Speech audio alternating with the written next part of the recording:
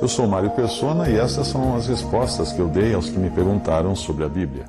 Efésios 6:10. No demais, irmãos meus, fortalecei-vos no Senhor e na força do seu poder. Aqui então está a fonte de energia, o segredo do cristão. Ele tem uma fonte de fortalecimento dele no Senhor. Ele não espera que venha de outro lugar o seu fortalecimento, na força do seu poder, do poder do Senhor. E ele fala isso para agora abrir um assunto, que é uma passagem muito bonita, né, que fala da armadura de Deus, no versículo 11 de Efésios 6, revesti-vos de toda a armadura de Deus. Não é de só metade da armadura de Deus, nem de parte da armadura de Deus, mas de toda a armadura de Deus, para que possais estar firmes contra as astutas ciladas do diabo. Então ele vai agora entrar no assunto da nossa batalha. Porque o cristão, ele está no mundo também, ele é visto também como um soldado, na figura de um soldado. Paulo fala disso também, que o soldado não se envolve, não se enrola com as coisas desta vida, né? Mas está sempre pronto para servir aquele que o alistou. Tem até a passagem, 2 Timóteo 2, versículo 3. Sofre, pois, comigo as aflições como bom soldado de Jesus Cristo.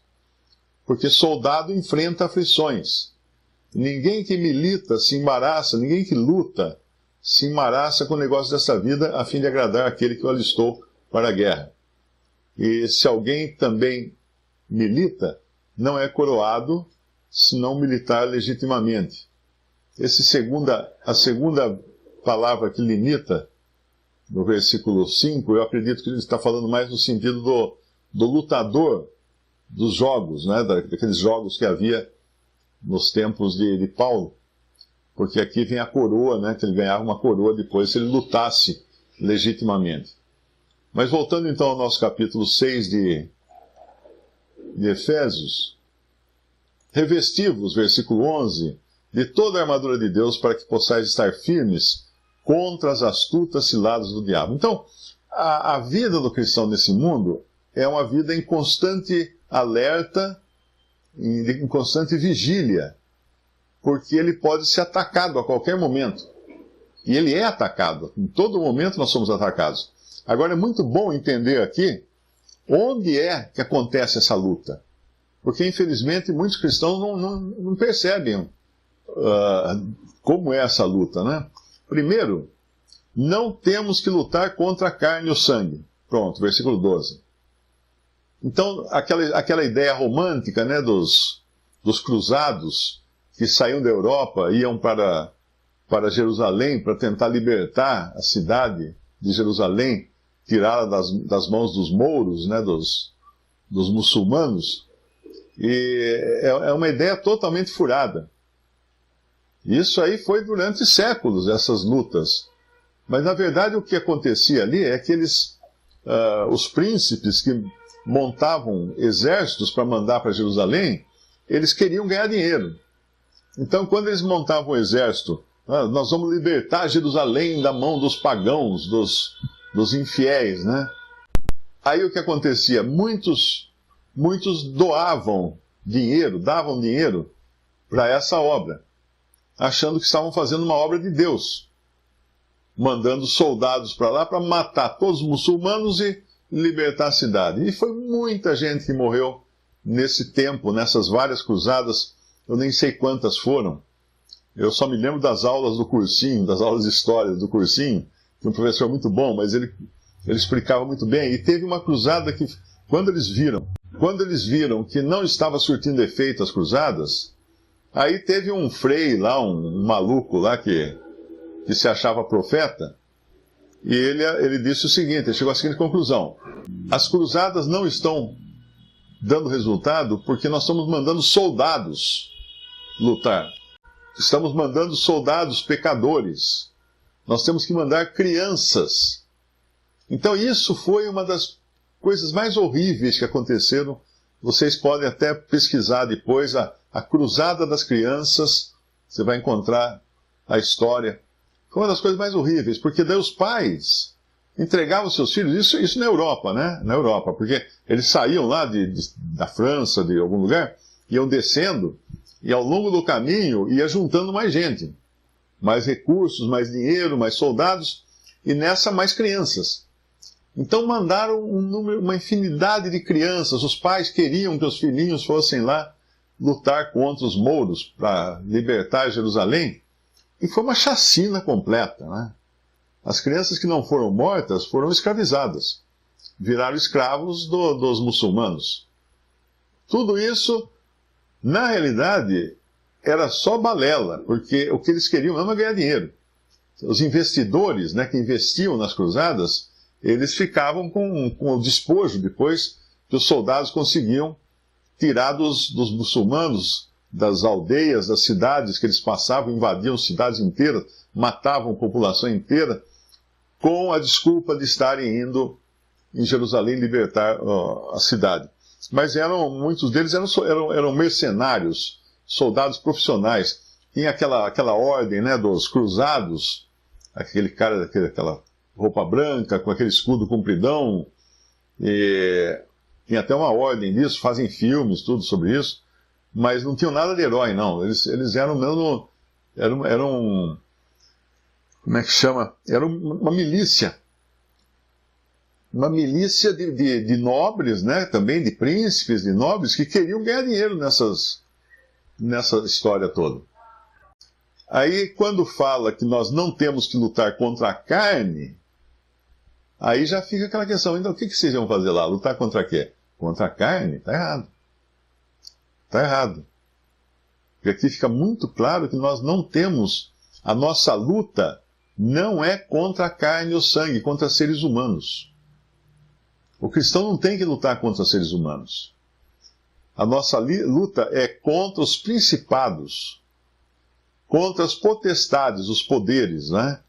Contra os príncipes das trevas deste século, contra as hostes espirituais da maldade nos lugares celestiais. Vou pegar uma outra tradução aqui, para a gente ver como foram traduzidos esses títulos aqui. Nossa luta é contra os principados e potestades, contra os dominadores desse mundo tenebroso, contra as forças espirituais do mal, nas regiões celestes. Na versão do Darby, ele fala contra os principados e autoridades, os senhores universais das trevas, poderes espirituais da maldade nos lugares celestiais.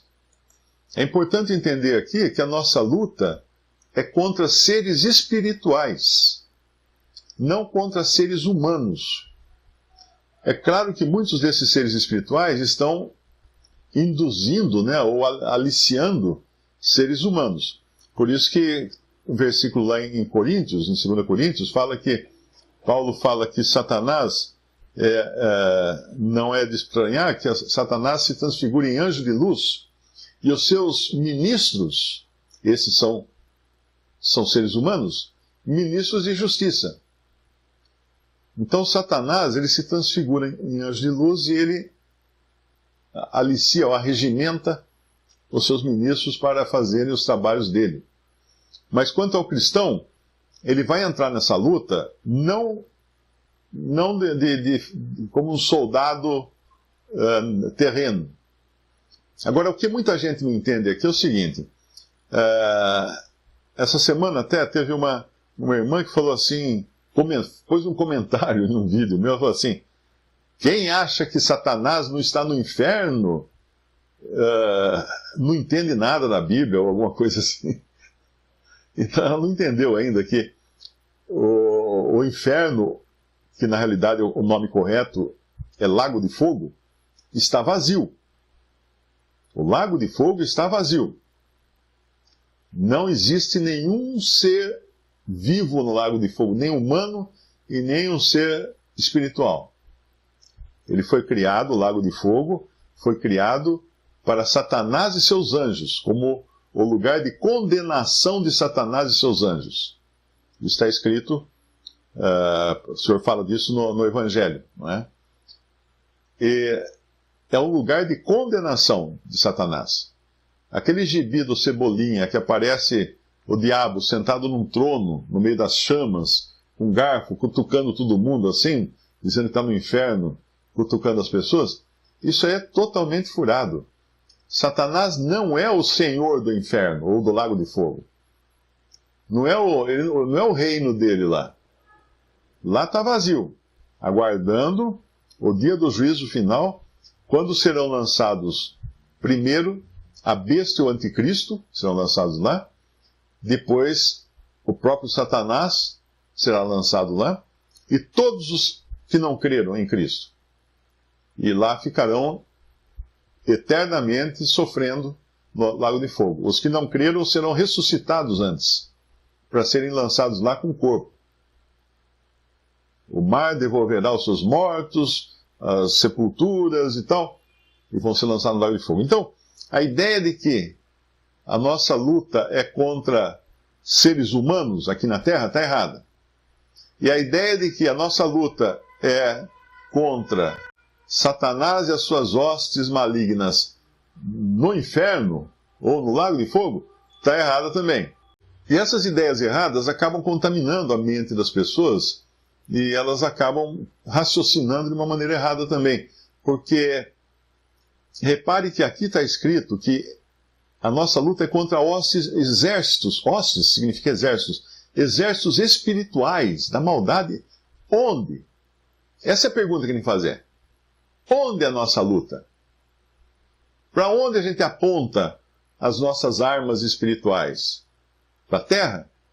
Para o coração das pessoas aqui? Para os muçulmanos?